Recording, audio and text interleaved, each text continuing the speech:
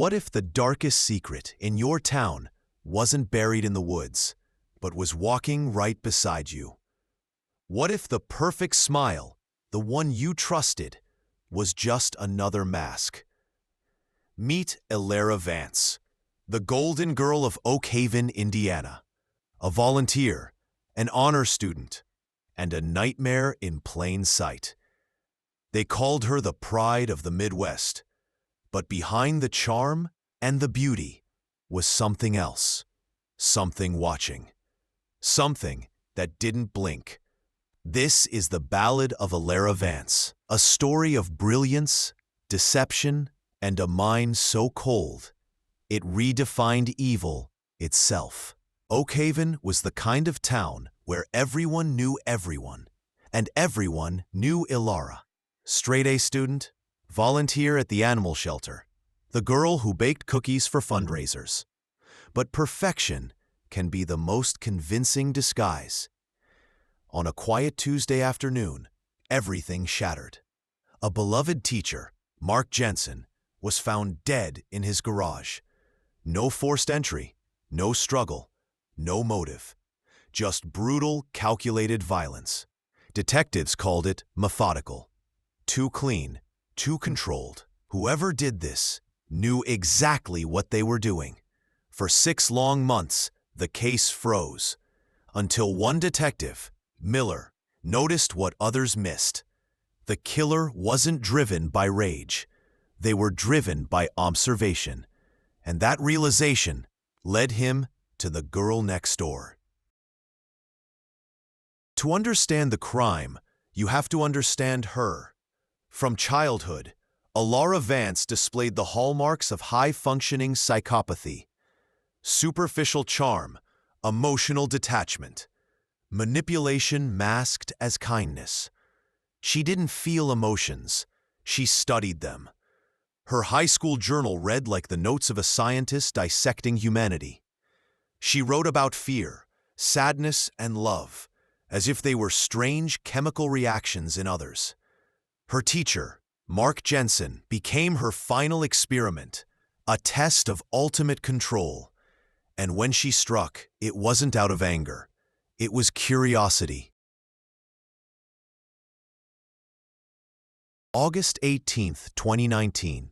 Oak Haven slept under a blanket of summer rain, the kind of night that muffles every sound.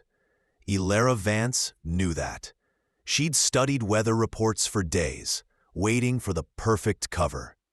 To the world, she'd spent the evening studying at a friend's house. In reality, she was conducting what she later called a behavioral test. She parked her car 2 blocks from Mark Jensen's home, the same teacher who once praised her discipline and curiosity, the same man who unknowingly became the centerpiece of her private experiment. For weeks, Elara had charted his habits with clinical precision. The lights that went out at 9:45, the coffee cup left soaking in the sink, the motion sensor light that didn't quite work on the side porch.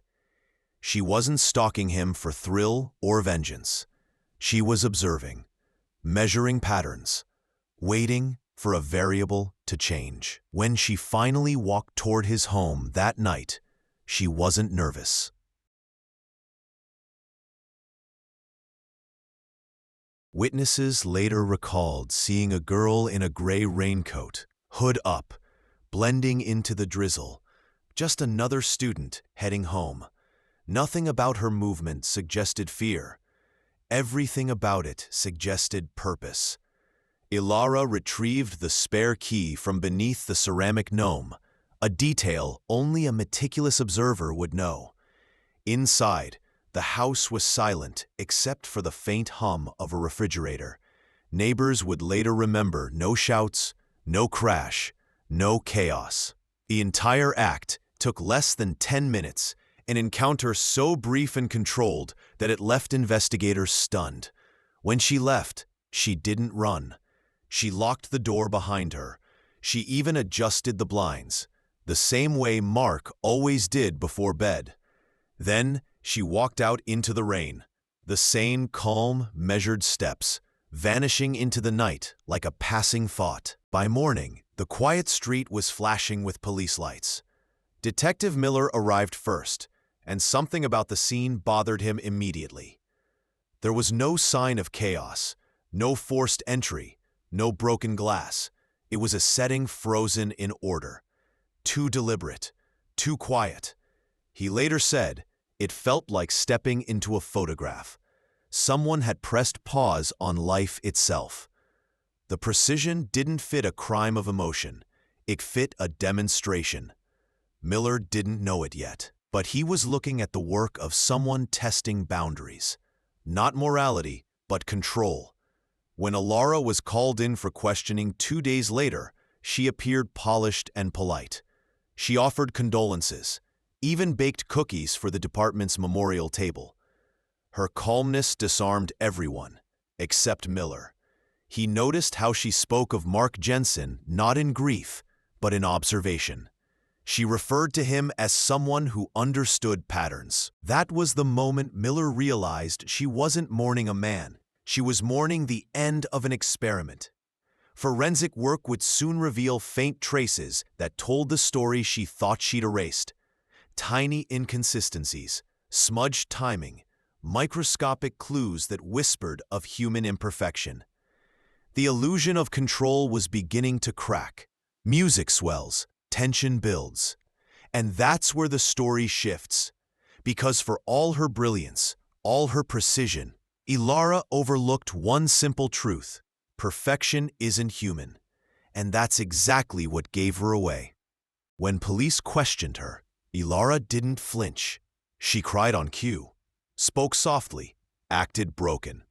But Detective Miller saw something no one else did. Her eyes. As he described the crime scene, her pupils dilated. It wasn't fear, it was pleasure. That was the moment Miller realized he wasn't looking at a victim. He was staring at a predator, quietly reliving her masterpiece. Even perfection leaves fingerprints. The break didn't come from DNA or blood. It came from a garden gnome. Mark Jensen always hid a spare key under it. Only someone who had studied him, watched him, would know that. On the night of the murder, Elara used the key. But when she left, she placed the gnome 2 feet off its usual spot. That tiny misalignment, that single flaw, was enough for Miller. When confronted, Elara didn't deny it. She smiled. And then she said something that would haunt the department for years. It was disappointing how easy it was. She wasn't talking about getting caught. She was disappointed by the simplicity of the human mind. The courtroom froze when the prosecution read that line aloud. In that moment, Elara Vance ceased to be human. She became a living case study in cold intelligence. A verdict came quickly. Guilty. First-degree murder. Elara Vance, sentenced to life without parole. Oakhaven, once proud of its perfect daughter, was forced to face an unbearable truth. Evil doesn't always hide in the dark. Sometimes, it smiles at you from across the classroom. Today, psychologists still studied her writings. Some say she was the product of pressure, a child crushed by perfection. Others say she was born without the thing that makes us human. We may never know, but one thing is certain. The unblinking eye of a predator can wear the face of anyone. Your neighbor, your classmate, your friend. Elara Vance's story is more than a tale of crime. It's a mirror. A reminder that behind every perfect smile, there might be something waiting, watching, calculating. If you believe evil can wear a perfect mask, leave a comment below. Do you think Elara was born that way, or made by the world around her? And if you're drawn to stories where truth meets shadow, don't forget to like, subscribe, and ring the bell for more Duskveil documentaries. Next week, we uncover The Midnight Gardener, A killer who left his victims buried beneath their own flower beds. Until then, stay curious, stay cautious, and keep your eyes open.